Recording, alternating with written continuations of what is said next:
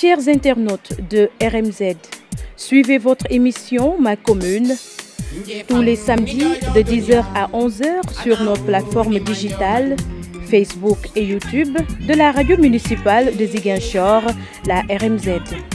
Avec ses invités, le journaliste Ali Djedjou va aborder des thématiques liées à la commune de Ziguinchor. Nous sommes à l'hôtel Kadiandoumagne, il est 10h, c'est l'heure de votre émission Ma Commune de la radio municipale de Ziguinchor, RMZ. Ici, c'est chez vous. Nous avons l'immense plaisir de recevoir notre frère ami Ansoumana Badji. Ansou, bonjour. Bonjour mon ami et frère de longue date, Ali Djedjou, le grand Ali. Je vous remercie pour l'invitation. Vous avez vraiment été un véritable ami pour moi. Merci beaucoup mon ami et frère. La présentation de notre invité, qui est le président des conducteurs Jakarta dans la commune de Ziguinchor, est faite par Olivier Ndeki. Né le 1er avril 1982 à Kartchak, Ansoumana Badji a fait ses études primaires à l'école élémentaire Amat Bari. Après le cycle élémentaire, Ansoumana Badji a rejoint Thiès pour continuer ses études avant de revenir à Ziguinchor où il a obtenu son bac en 2002 avec mention à bien en étant le premier de son jury. Ansoumana Badji a décroché sa licence en sociologie en 2009 à l'université Cheikh Anta Diop de Dakar. Il fut le président de l'amicale des étudiants de Ziguinchor à l'UCAD. Le chauffeur Ansoumana Badji est l'actuel président de l'association des Jakartaman de Ziguinchor, en même temps animateur de l'émission Allo Jakarta au groupe Média du Sud. Le patron des Jakartaman de Ziguinchor est l'un des membres fondateurs du mouvement Kekendo à l'université Cheikh Anta Diop de Dakar. C'était là le portrait de l'invité du jour de l'émission Ma Commune, Ansoumana Badji. Une émission présentée par l'éminent journaliste Ali Djedjou, directeur de la radio municipale de Ziguinchor. Ansoumana, toujours engagé pour Kalolak. Si on dit Kalolak, c'est Soukoupapaye. LIC Soukoupapaye, Coral Soukoupapaye, le Karké Soukoupapaye. Et les habitants disent Kalolak. Pourquoi Kalolak? Pourquoi Kalolak? Pour rappel, Ansou Badji est né au quartier Nema. Okay. Je ne suis pas natif de Soukoupapaye. On a déménagé le 10 septembre 1990 pour rallier Soukoupapaye. Et ce qui m'a le plus séduit dans ce quartier-là, c'est cette forte solidarité et surtout cette culture diola que je vivais et que je ne vivais pas à Nema. Donc cela m'a tellement marqué et que Kalolak est devenu mon quartier vraiment, je ne dirais pas un quartier natif, mais un quartier que j'adore, que j'ai épousé et que maintenant Kalolak vit en moi. Parce que qui connaît Ansou connaît mon engagement par rapport à divers secteurs. Et que la culture fait partie de ce que j'aime le plus. Et Kalolak est un quartier vraiment où culture rime avec la population. Et c'est pour cela, à chaque fois que vous entendez Kalolak, si vous mettez le nom de Taïbou Djedjou, il y a forcément Ansou qui va sur, Inch'Allah Rabbi, et que ça se voit. Ça se voit.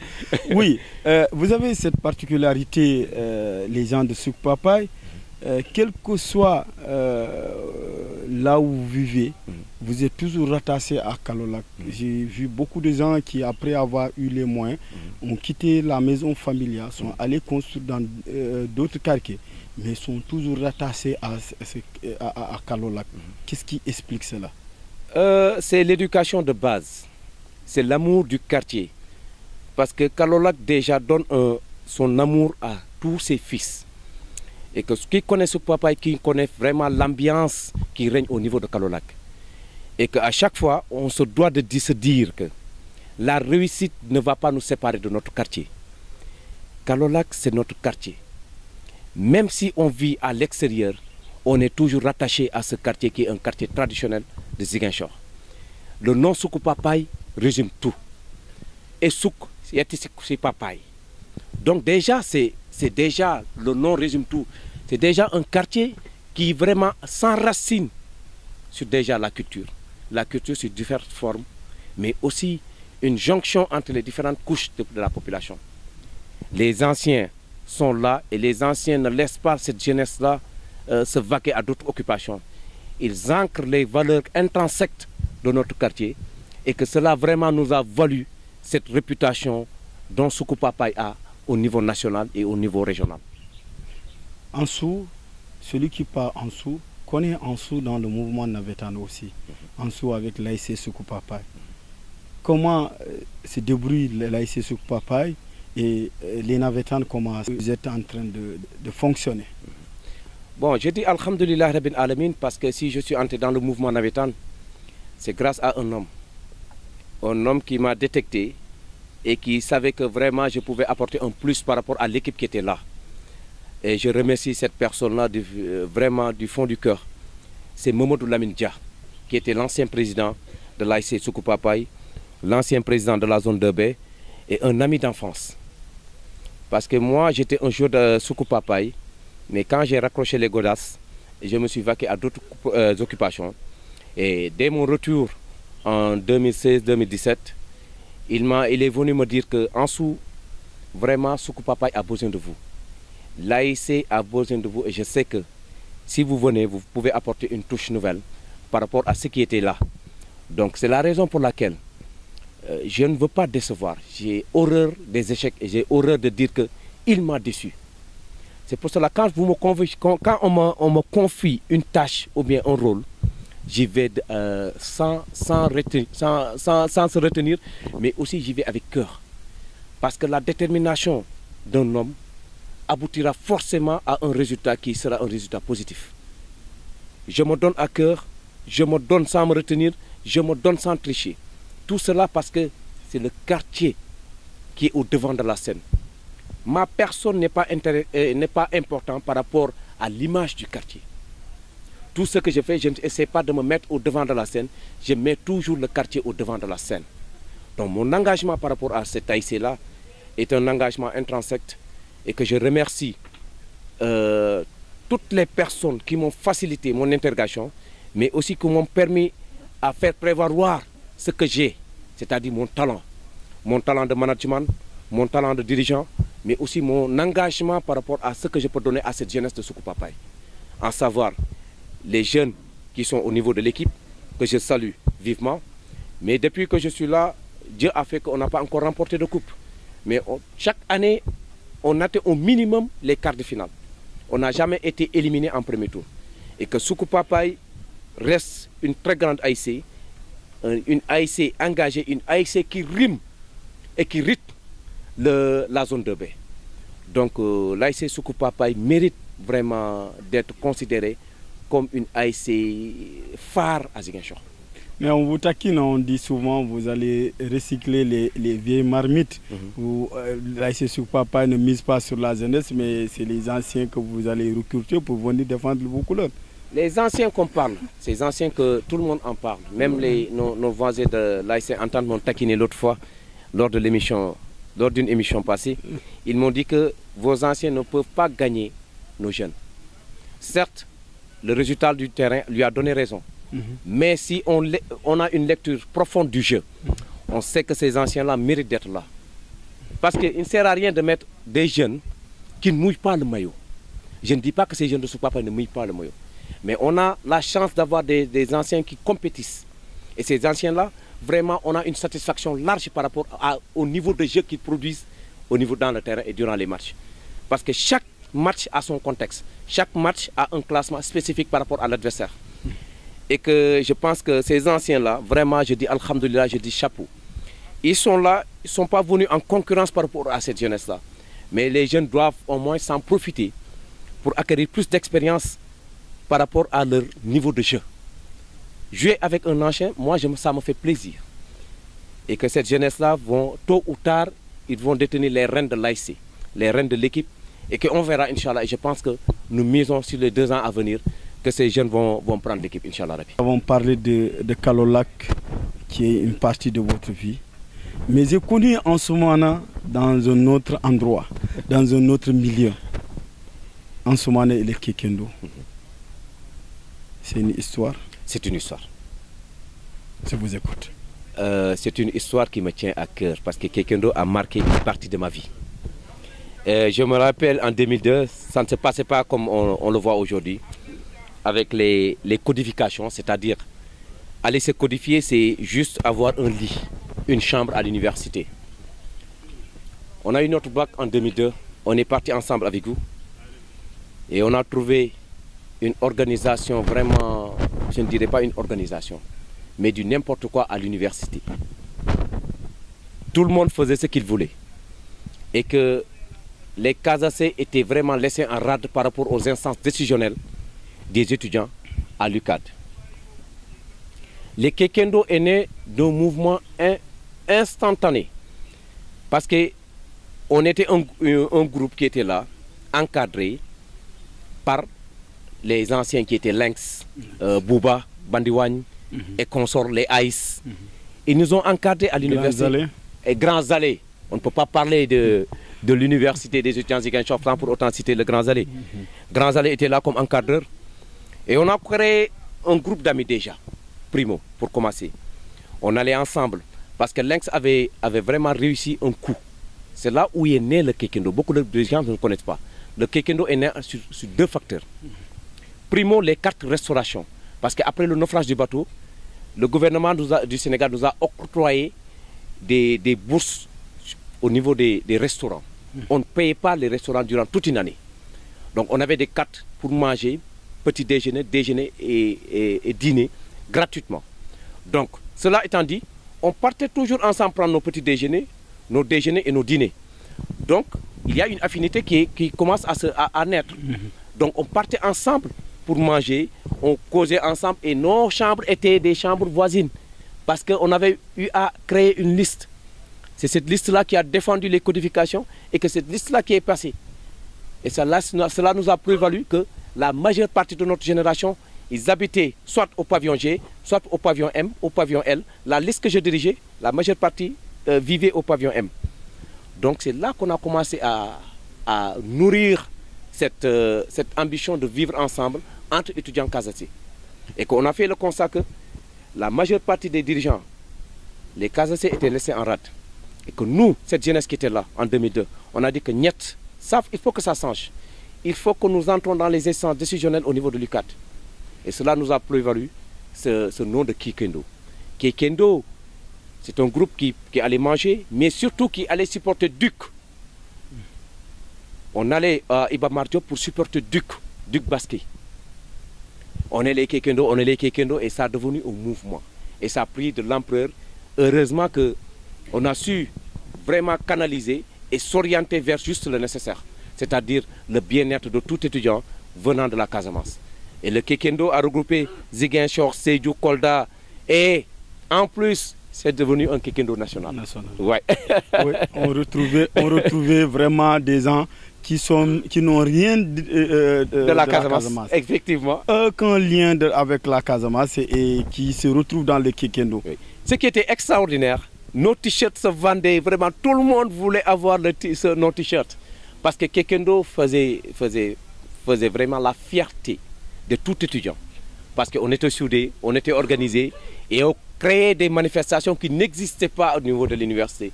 Des manifestations culturelles, purement culturelles. Et nos autorités d'antan ne nous avaient pas laissé en rade. À savoir, le secrétaire, il était secrétaire d'État à la présidence, l'actuel maire de Ziguinchor, son excellence, l'honorable député, Abdoulaye Baldé, monsieur Abdoulaye Baldé. Il a permis au Kekendo de s'imposer.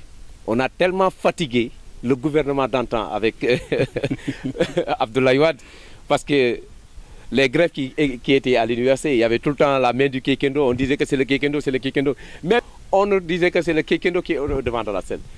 Donc, Mais en son temps, oui, les organes de presse, la plupart disaient que la violence à l'université, c'était le Kekendo. Bon, chacun pouvait vraiment combattre ce mouvement qui prenait de l'ampleur et que les gens avaient déjà peur de ce que ça pouvait donner.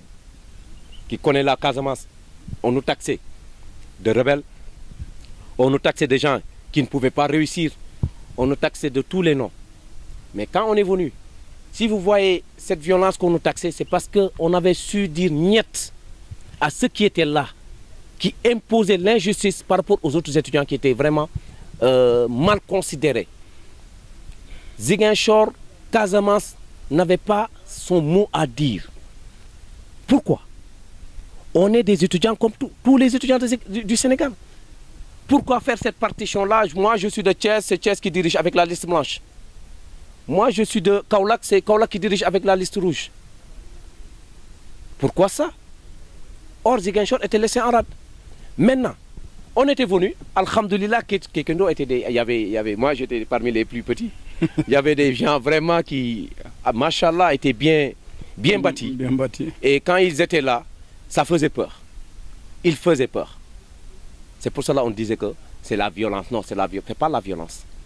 Si on était des hommes violents, si on ne faisait que la violence, vous n'allez jamais voir tous les membres du Kekendo, à 99%, sont devenus des responsables au niveau étatique ou bien au niveau international. Voilà, en dessous des responsables un peu partout à travers le monde. Cette famille du Kekendo, aujourd'hui, vous l'avez concrétisée en disant l'association Malegen Wato Sita. Pourquoi? Malegen Wato Sita, il faut donner de la place. Il faut savoir dire merci, nos jeunes frères, continuer ce mouvement-là. Nous ne sommes plus au niveau de l'espace universitaire. On ne peut pas être en dehors et contrôler ce qui est dedans. Et que cette manne que nous avons eu à créer, c'est-à-dire que les gens qui étaient là, cette famille qui était là, si on n'essaie pas de créer un autre cadre pour essayer au moins de valoriser ou bien de capitaliser la réussite de tout un chacun, ça allait être une perte énorme. Plus de 10 ans de compagnonnage et qu'au sortir de cela, qu'on se disperse, ce n'est pas intéressant. On a su créer Malegen Wato Sita comme ONG. On est en train de créer les papiers. Et que ce Malegen Wato Sita est une continuité du Kekendo. Parce que si dans Malegen, vous allez voir des avocats, vous allez voir des hommes politiques, vous allez voir aussi des Jakartaman, vous allez voir des éleveurs. Il y a tout le monde, toutes les corporations qui sont là. Et que Malegen va continuer à œuvrer pour les jeunes de la Casamance.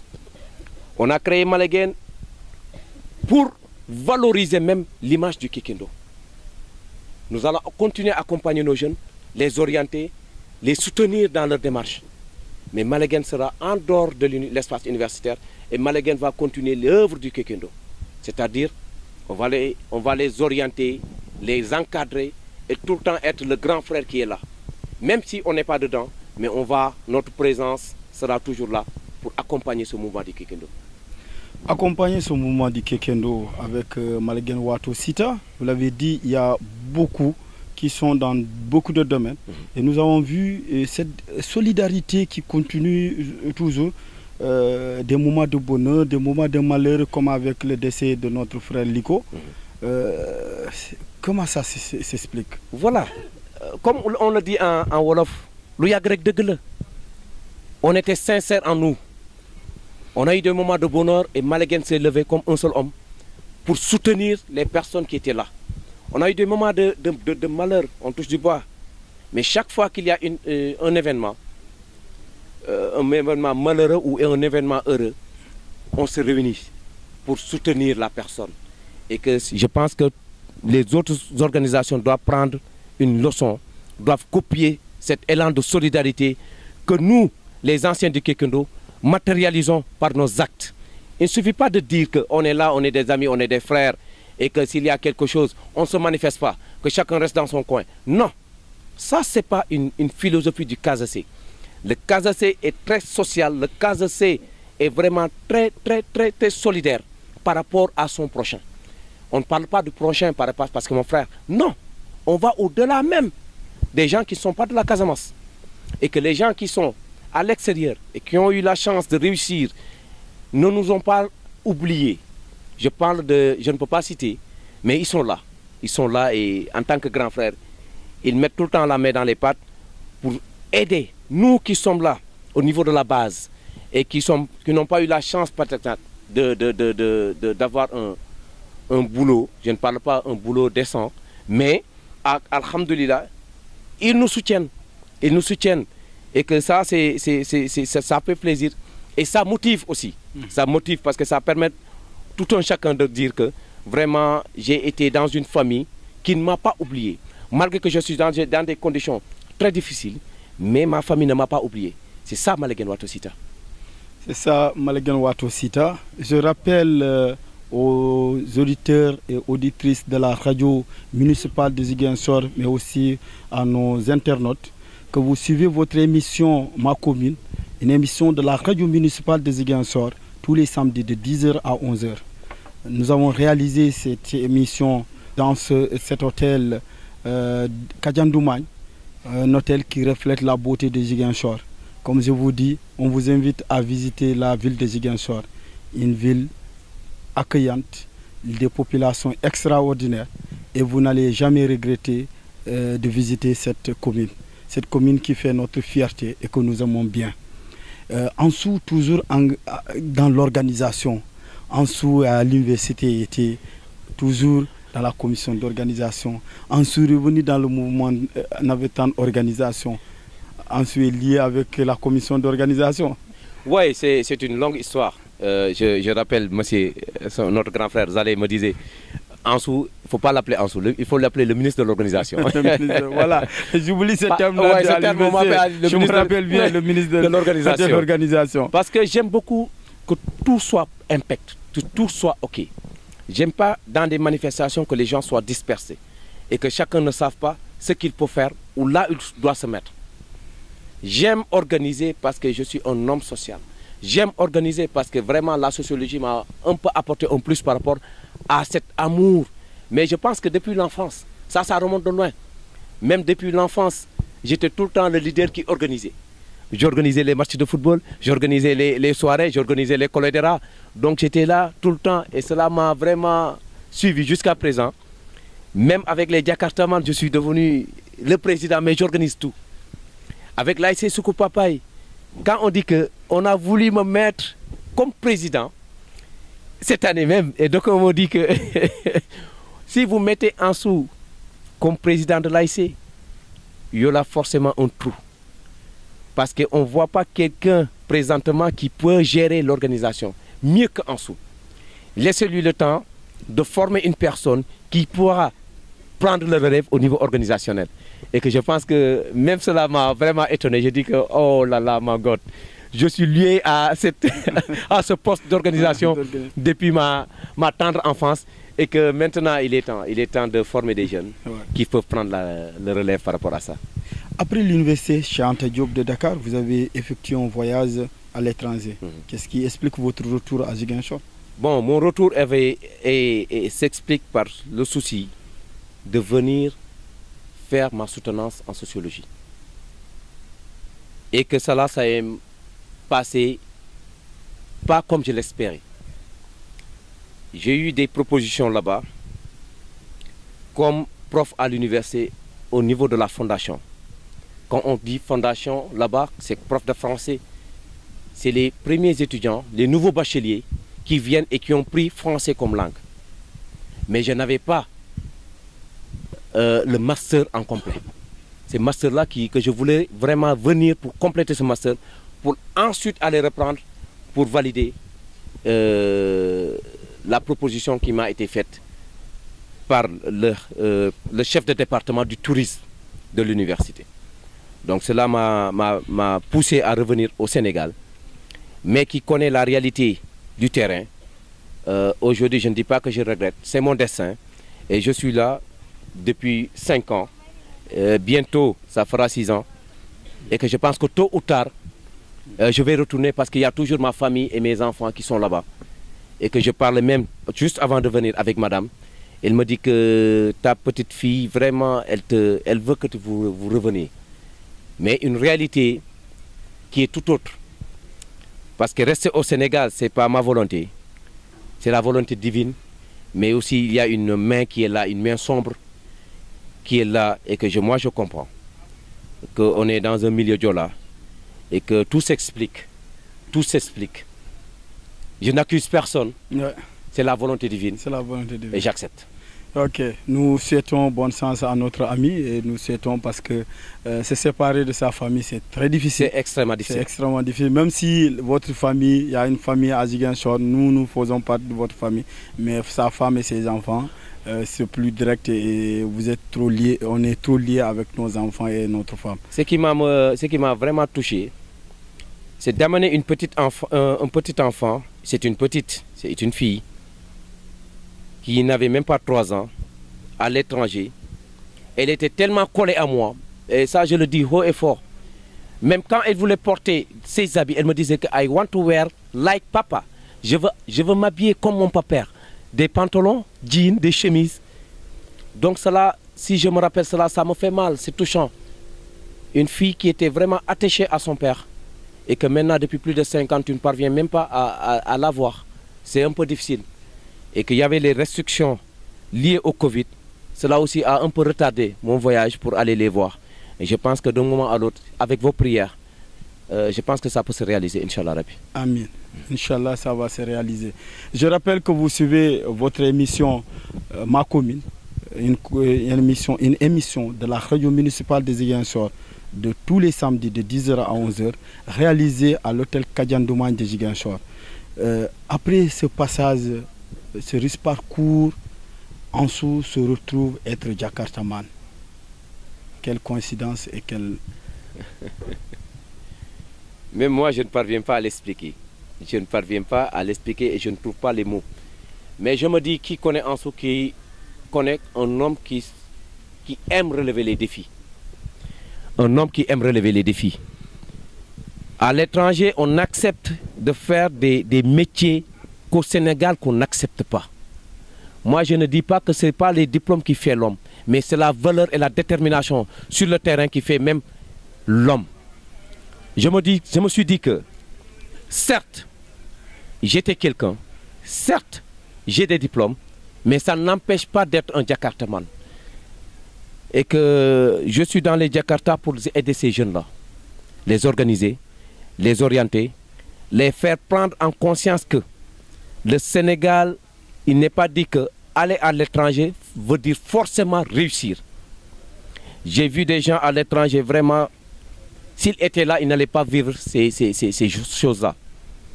Dormir dehors, manger le reste. Mais aussi, il faut le dire, il y a des gens qui sont à l'étranger et qui ont réussi, qui ont vraiment réussi, qui sont des gens respectés, aimés.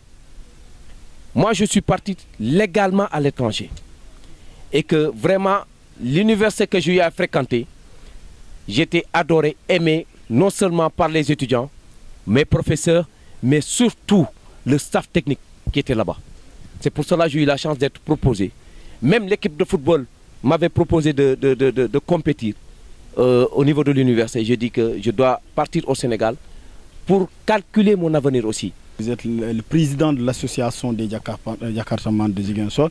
Comment se porte cette structure aujourd'hui? Voilà. Hier, le mardi passé, il y avait un ancien qui était parti pratiquement les premiers à faire ce métier de Jakarta ici aussi à Ziguinchor.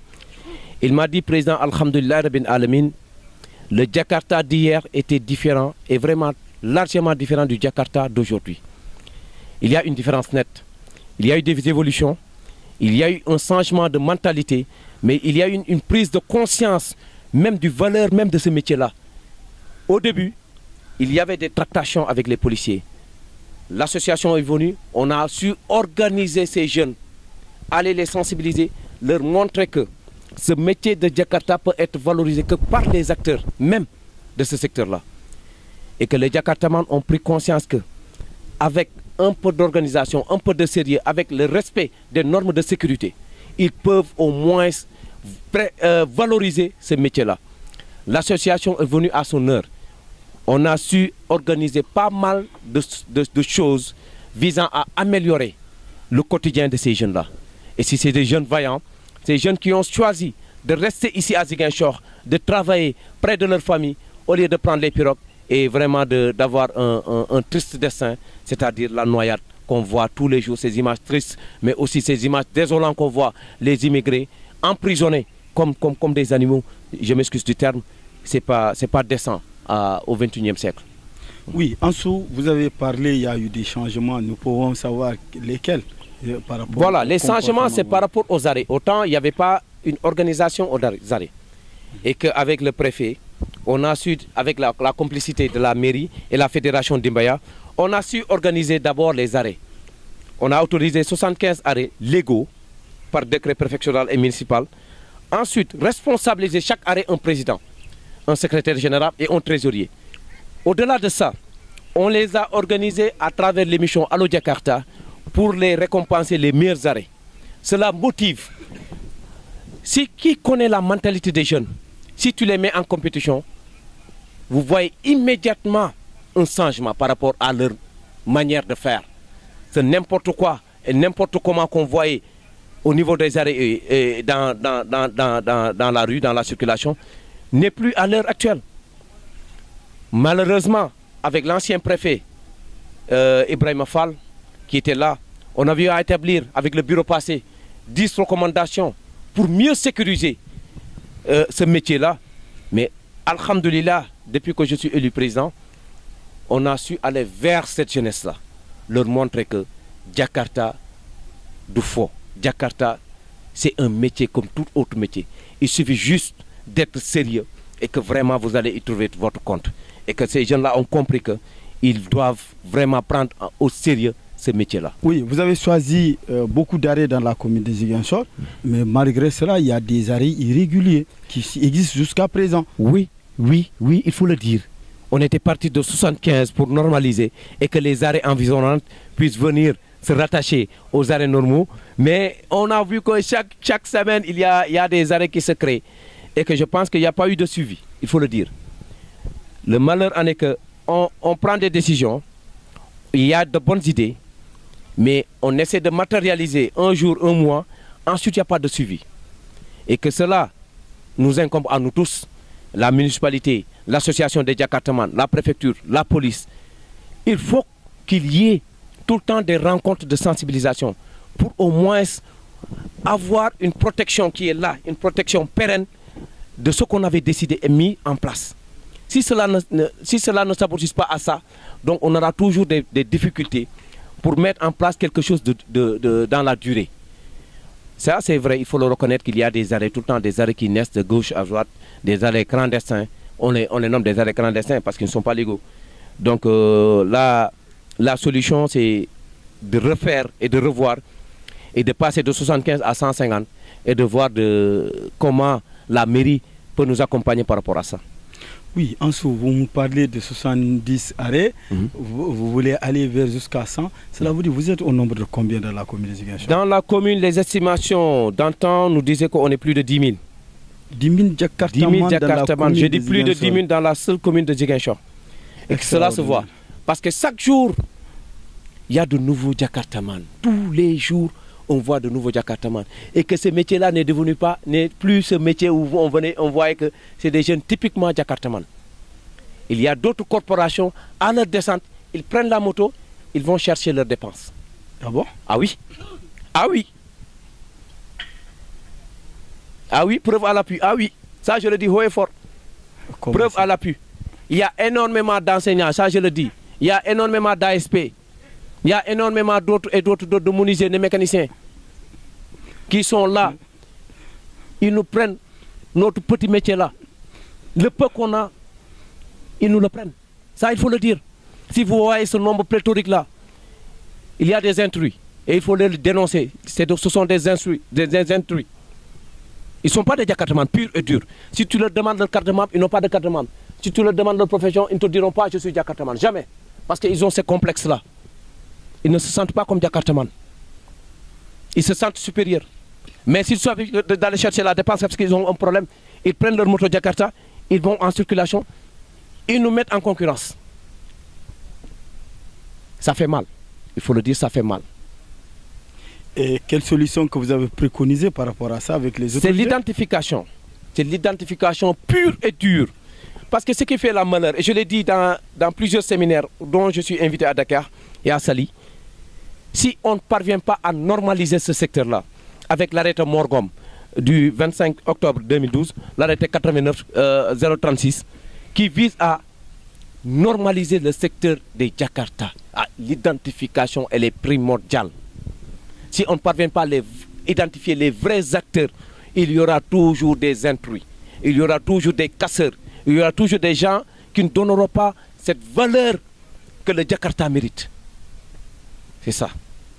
Et avec les autorités, est-ce que dans la commune de Ziguinchor, avec le préfet et la mairie et le partenaire qui vous accompagne, est-ce que dans ce sens-là, vous avez eu à trouver des solutions qui peuvent véritablement permettre aux acteurs de Jakartaman de vivre de leur métier? Oui, avec le préfet Papa Madeke Dramé, je dis chapeau. Parce que lorsqu'il est venu, il y a plus d'1 an, il nous a appelé, il nous a conseillé et il nous a même introduit dans la commission de sécurité au niveau départemental. À chaque fois qu'il y a une réunion de sécurité au niveau départemental, il y a ma personne ou bien mon adjoint qui y assiste. Déjà, on avait eu à établir un plan de sécurité au niveau communal.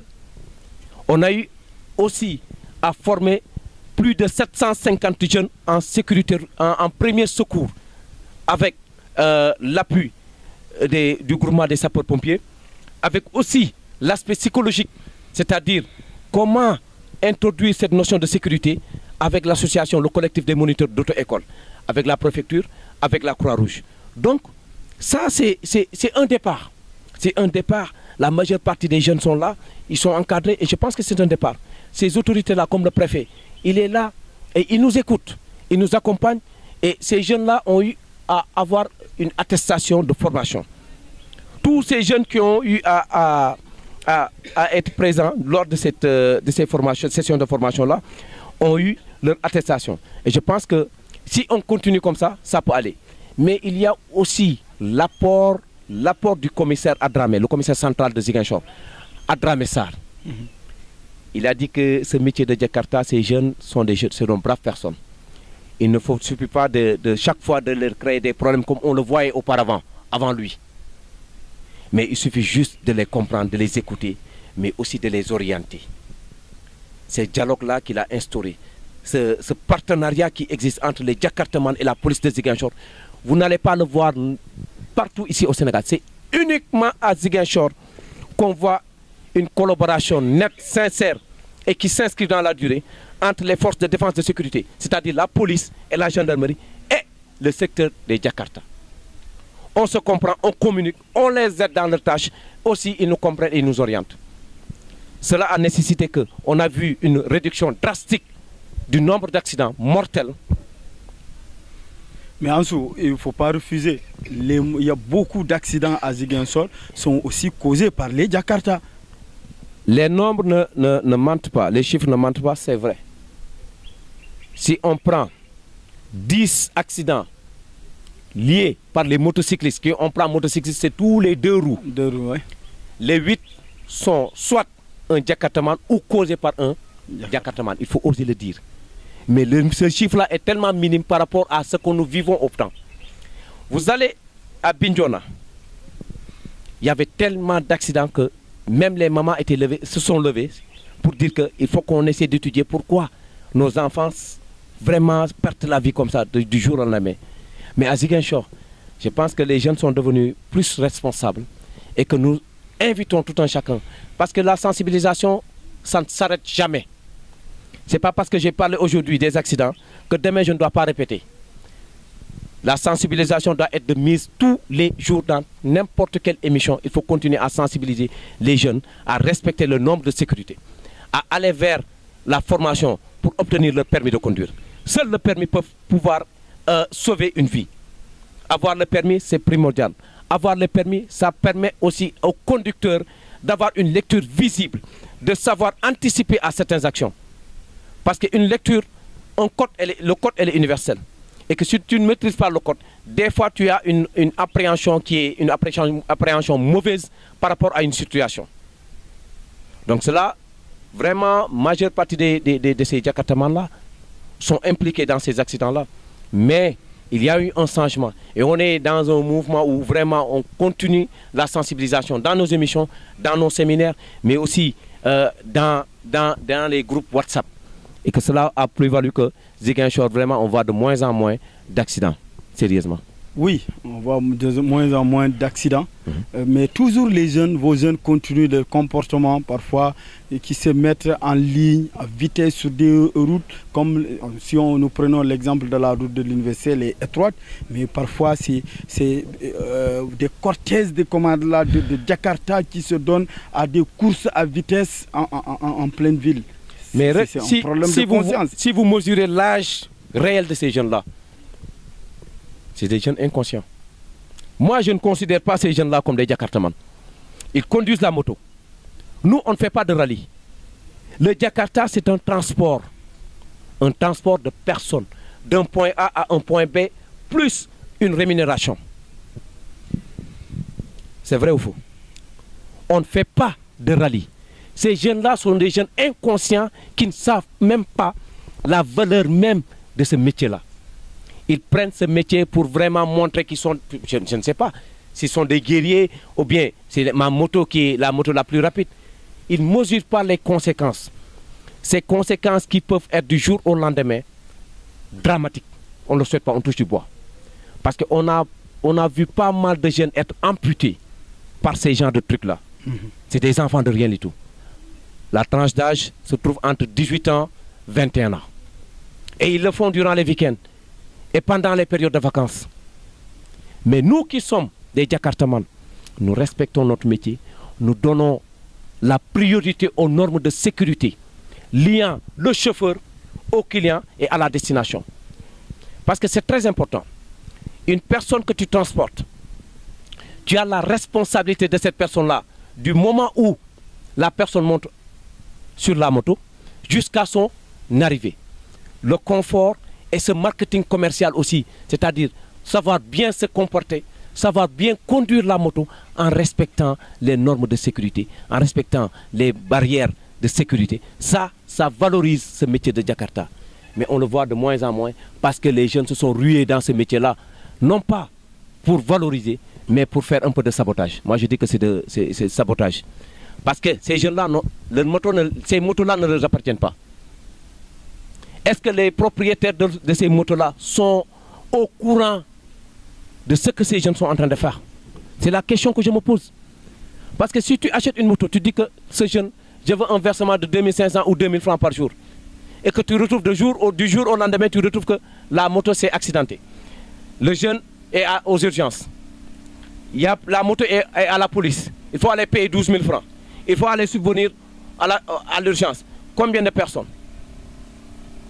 L'accident qui m'a le plus choqué, ça s'est déroulé le mois passé et que l'association s'est levée comme un seul homme pour aider 2 mécaniciens sur une moto qui roulaient à vive vitesse. Un choc frontal entre un vieux qui avait un client. 4 fractures, c'est la première fois que je vois ça. Tous les 4 fracturés. Fracture mâchoire, évacuation Dakar. Triple fracture, cassure d'un côté. C'est vraiment irresponsable. Il faut oser le dire. Des fois, on est dedans, mais des fois, tu as envie de voir autre chose. Mais si tu abandonnes, qui va les aider? Si tu te dis que vraiment, c'est des jeunes qui ne me respectent pas, qui va les faire prendre conscience qu'il faut qu'ils changent de mentalité? On n'abandonne jamais. On est ensemble et on continue à la sensibilisation. On continue le travail jusqu'au bout. C'est ça ma philosophie. Ansou, toujours engagé, Ansou, toujours déterminé à aller jusqu'au bout. Je rappelle que vous suivez votre émission Ma Commune, une émission de la radio municipale de Ziguinchor, tous les samedis de 10h à 11h, réalisée et présentée à l'hôtel Kadian Doulman de Ziguinchor. Ziguinchor, une ville verte, Ziguinchor avec ses mangroves, Ziguinchor avec sa verdure. Ansou, nous sommes toujours avec votre métier de Jakarta. Vous avez fait beaucoup de formations. Énormément. Oui. Énormément. Aujourd'hui, vous mesurez les impacts de ces formations. Oui, on mesure les impacts à sa juste valeur parce que vraiment, nous remercions tous les partenaires qui n'ont ménagé aucun effort pour nous accompagner dans ça. Ce n'est pas facile. Ce n'est pas facile d'abord de regrouper les Jakartamans pour qu'ils puissent venir faire une formation sans pour autant les payer. C'est extrêmement difficile, il faut oser le dire. Mais avec une bonne communication, on a réussi à leur faire comprendre que cette formation-là est nécessaire pour vous, vous qui êtes dans cette corporation-là. Et que cela nous a prévalu qu'on a formé plus de 750 jeunes. Les séminaires qu'on a eu à faire avec le préfet, les séances avec la fédération d'Imbaya, avec les moniteurs d'auto-école, je pense que tout cela a prévalu à la réduction drastique des accidents. Et que je pense que les jeunes sont en train de prendre conscience qu'il faut qu'ils changent leur comportement. Un changement social sera tout le temps accompagné d'un résultat bénéfique pour tout un chacun. Parce que nous faisons du marketing commercial. C'est un marketing. On est en concurrence avec d'autres types de transport. Et que si on n'a plus de clients, c'est ce métier-là qui sera tout bonnement et simplement rayé du transport. Et que les jeunes sont conscients maintenant de cela et ils sont en train de faire attention par rapport aux conseils qu'on les donne.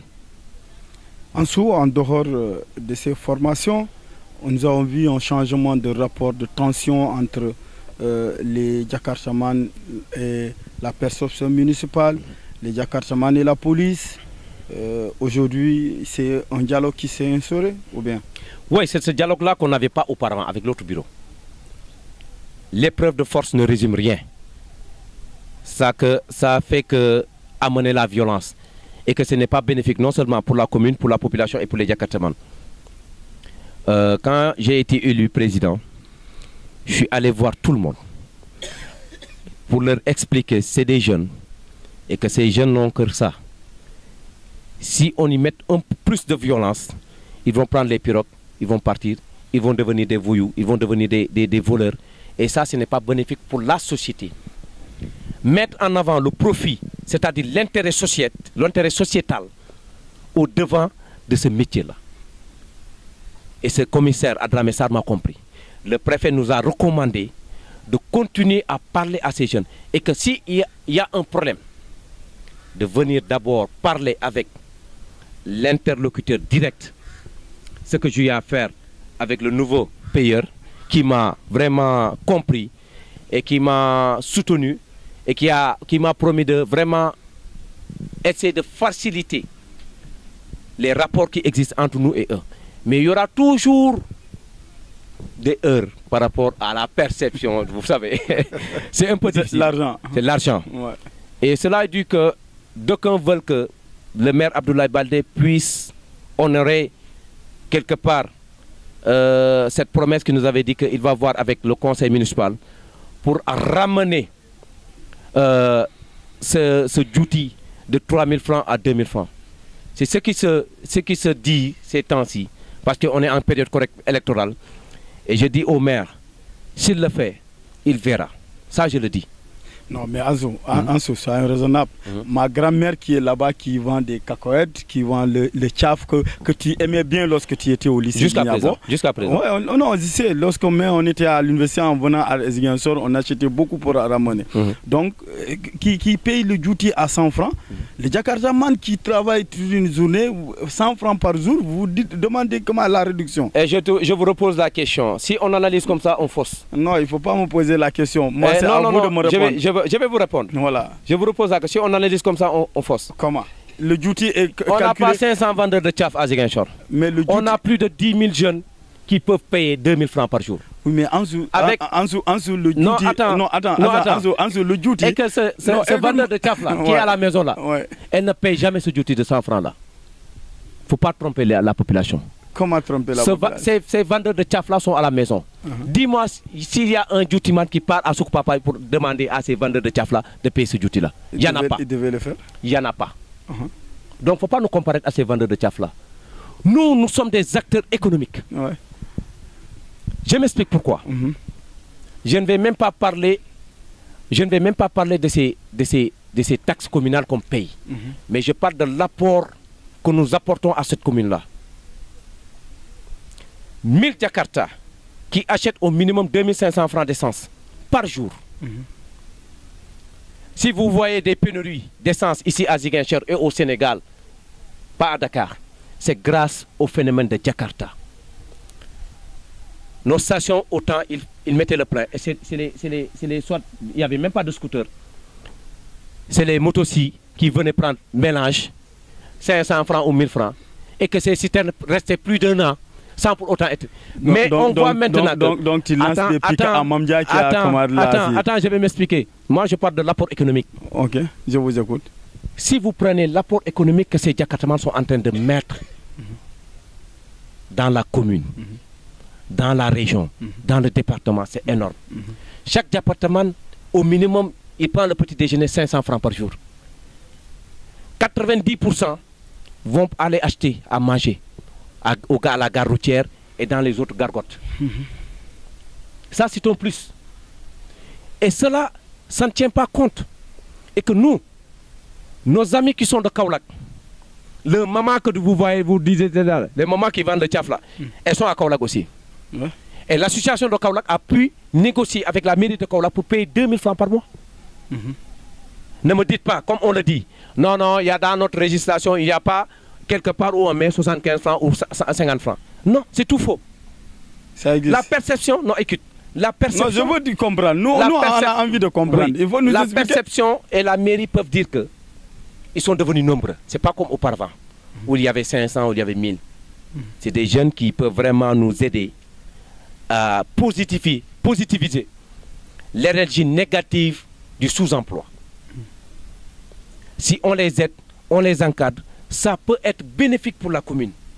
En faisant quoi? En leur incitant à aller vers les perceptions municipaux pour payer même de même. Non pas pour aller vers les arrêts et leur demander de venir payer. Ça peut se faire. Et j'avais donné ma parole à toutes les autorités que s'il y a réduction, il y aura l'association qui va en parler devant pour aller sur le terrain et sensibiliser. Et on donnera une liste qui est là, une liste évolutive de tous les départements de Ziguinchor. Et maintenant, vers le 25, on va essayer de les soit appeler ou envoyer des messages pour leur dire que allez payer à la perception municipale. Ou bien, chaque président d'arrêt, on connaît tous les présidents d'arrêt et on les donne des registres. Chaque mois, chaque président d'arrêt, tu es tenu de venir verser le nombre de motos qui est au niveau de votre arrêt à la perception. Si tu ne le fais pas, il y aura une descente, non pas par les agents de la perception municipale, mais il faut privilégier la police. Il y aura moins de heures. Maintenant, c'est les présidents qui seront responsables du paiement. Ça, c'est une solution. Et que cette solution que je vois que c'est encore mieux. Parce que les gens diront qu'on comprend le maire. Il nous aide, il nous accompagne. Il n'y a plus de bras de fer entre ces gros bras de la perception et ces jeunes-là. C'est cette tension-là que je suis en train de vivre. Nul n'était pas la même mise de certains présidents d'arrêt qui me respectent, que j'ai dit qu'arrêtez, il y aura plus de problèmes. Et que j'ai dit que, alhamdulillah, Rabbin Alamin, à chaque fois, s'il y a un élément de la perception qui ne fait pas correctement son rôle, j'appelle les responsables pour leur dire que parlez à votre élément, dites ceci et cela et cela. Parce que nous, l'association et la perception, l'association et la mairie sont des partenaires. Donc il faut toujours instaurer ce dialogue-là et Papsen est en train de le faire. Sen qui dirige l'équipe de la perception. Chaque fois qu'il y a un problème au niveau d'un arrêt, ou bien Père Ndiaye, il m'appelle directement et moi je me rends directement au niveau de cet arrêt-là pour régler ce problème. Et quand je viens, immédiatement les jeunes arrêtent. Ça, si vous le demandez, ils vous diront que le président le fait à chaque fois. Oui, Ansou, vous avez sollicité le maire, mais vous savez, en matière de réduction comme là, vous savez, ce n'est pas le maire. Je sais.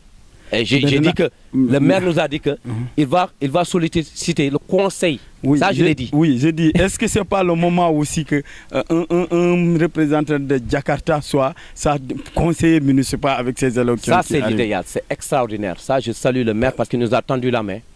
Il a tendu la main à toutes les corporations d'après les rumeurs que j'ai entendues. Et que ça sera bénéfique pour une commune. Que les véritables acteurs puissent faire partie de ceux qui vont décider de leur devenir. Parce que les autres ne connaissent pas votre réalité. Effectivement. S'il y a un représentant dans le conseil municipal, lui peut expliquer au conseil. Soit, moi, à ma position, je dis que moi, ma situation ne me permettra pas de prendre certaines décisions pour s'investir dans tel ou bien fait accepter tel ou tel. Ma mission est d'encadrer, d'orienter et de tout faire que Ziguinchor soit une ville calme, une ville de référence. Parce que si vous voyez les fonds de résilience que le chef de l'État avait donnés pour le secteur de Djakartaman, l'association de Ziguinchor, la région de Ziguinchor est sortie première. Elle est sortie première. Pourquoi? Parce que quelque part, on a su avoir une très très bonne organisation, il faut le dire. Et on est très respecté au niveau national. Et les gens nous citent en référence l'association de Ziguinchor dans les séminaires. Et qu'il y a même un vieux que je salue, le Pali, qui est de Louga. Il m'a sollicité pour me dire que l'ONG Partenaire West Africa, ils veulent que l'ONG me paye le billet pour que j'aille partager l'expérience de Ziguinchor avec les jeunes de Louga. Ça fait plaisir. Et que l'instance décisionnelle, c'est très important, ça je l'accepte. Moi, en tant qu'Ansoubadi... oui, c'est pas Ansoubadi, mais les conducteurs se retrouvent. C'est important pour prendre en charge. Je rappelle que vous suivez votre émission Ma Commune, une émission de la radio municipale de Ziguinchor, de tous les samedis de 10h à 11h, réalisée et présentée à l'hôtel Kadiandoumaï. Notre invité est Ansoumana Badji. Ansoumana qui est le président de l'association des Djakartaman de Ziguinchor. En dehors de votre association, en dehors de ce que vous êtes en train de faire aujourd'hui dans la commune de Ziguinchor, comment vous appréciez la ville de Ziguinchor en tant que jeune? En tant que jeune, je dis que la ville de Ziguinchor est une ville de référence, il faut le dire. Peut-être vous êtes dans les bureaux, vous ne pouvez pas vivre la réalité du terrain. Mais nous qui sommes au jour le jour sur le terrain, nous voyons plus de jeunes du Nord quitter le Nord pour venir faire le Jakarta ou faire les marchands ambulants ici à Ziguinchor. Une ville, le développement d'une ville, ça se voit sur le niveau d'attraction des gens qui veulent venir pour trouver du travail. Il fut autant où c'est les jeunes de la Casamance qui partent vers le Nord. Maintenant, c'est le sens contraire. Et que cela est dû par une très bonne prise en conscience de nos responsables de l'autre côté, que je ne peux pas nommer, mais aussi de l'État, mais aussi nos autorités municipales. Je dis Alhamdulillah. Ziguinchor, maintenant, on a tout. On n'en vit pas Kaolack, on n'en vit pas Thiès, on n'en vit même pas Dakar. Parce que vivre à Dakar, c'est autre chose. Vivre à Thiès, il n'y a rien. On dit souvent que Ziguinchor n'a pas d'usine. Mais nous avons la paix, la quiétude, l'amour de vivre ensemble. Et ça, les autres ne l'ont pas. Cette solidarité entre personnes, entre voisins, entre camarades, ça, on ne le vit pas ailleurs. On le vit ici à Ziguinchor. Si vous êtes un Sourois, comme on le nomme, c'est-à-dire une personne qui vient du Nord, vous ne vous sentez même pas étranger. Vous pensez que vous êtes là depuis des années et des années, que vous êtes un natif de la région. Et que Ziguinchor, machallah, il faut qu'on continue à maîtriser cette jeunesse-là. Cette jeunesse a besoin d'être encadrée. Et je lance un vibrant appel à toutes nos autorités politiques, étatiques, qu'ils puissent regarder cette jeunesse. On est là pour développer Ziguinchor. On est là pour apporter notre pierre à l'édifice, à la construction de l'édifice. Et que vous ne pouvez pas construire Ziguinchor sans cette jeunesse-là. Les Djakartaman font partie du décor de Ziguinchor. Les Djakartaman sont l'âme même de Ziguinchor. Si vous voulez une information, demandez aux autres. Demandez à un Jakarta. Le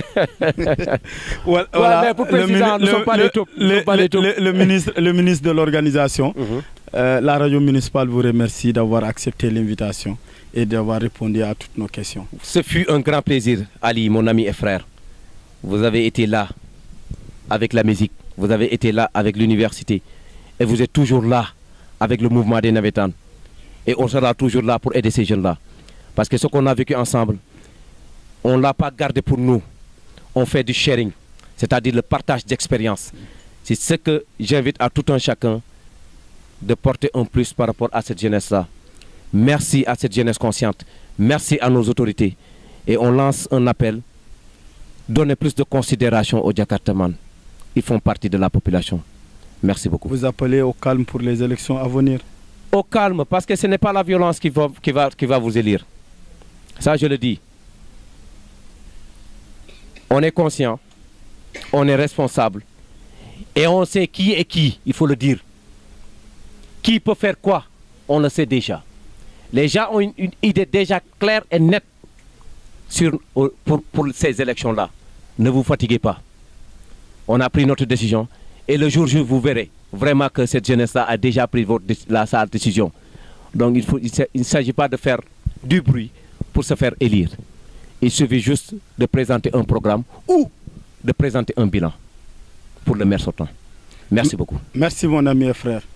Un réel plaisir de vous recevoir. Vous avez été un invité qui a répondu et nous aussi, la radio municipale, nous pensons que les Jakarta Band sont des acteurs économiques de la commune de Ziguinchor. C'est pourquoi nous avons pensé à vous inviter, discuter avec vous sur ce secteur important de l'économie de la commune de Ziguinchor. L'émission Ma Commune parle de tous les secteurs et ce secteur est un capital important, incontournable. Nous vous avons invité pour partager et ce fut un réel plaisir de vous voir répondre à nos questions. Parfois, je vous ai taquiné pour voir vos réactions et votre détermination par rapport à certaines questions. Mais vif remerciement à l'administration et au personnel de l'hôtel Kadiandoumaï de Ziguinchor. Merci beaucoup.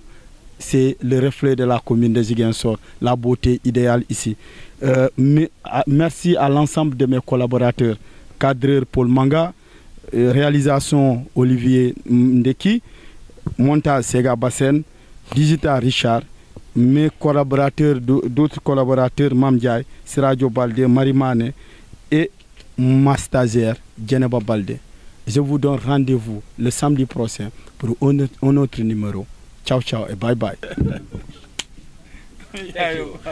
Chers internautes de RMZ, suivez votre émission Ma Commune tous les samedis de 10h à 11h sur nos plateformes digitales Facebook et YouTube de la radio municipale de Ziguinchor, la RMZ.